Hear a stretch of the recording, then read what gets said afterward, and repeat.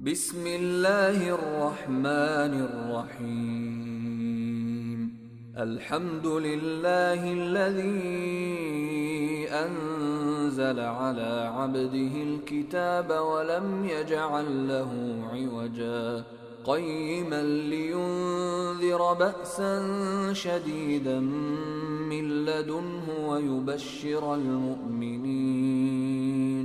ويبشر المؤمنين الذين يعملون الصالحات أن لهم أجرا حسنا ماكثين فيه أبدا، وينذر الذين قالوا اتخذ الله ولدا ما لهم به من علم ولا لآبائهم،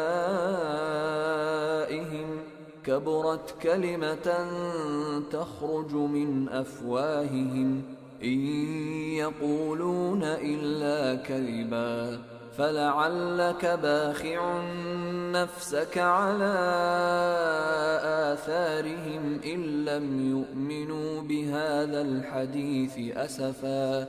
إنا جعلنا ما على الأرض زينة لها لنبلوهم أيهم أحسن عملا، وإنا لجاعلون ما عليها صعيدا جرزا.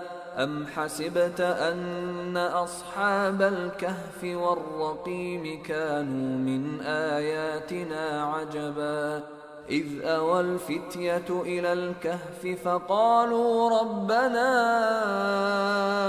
آتنا من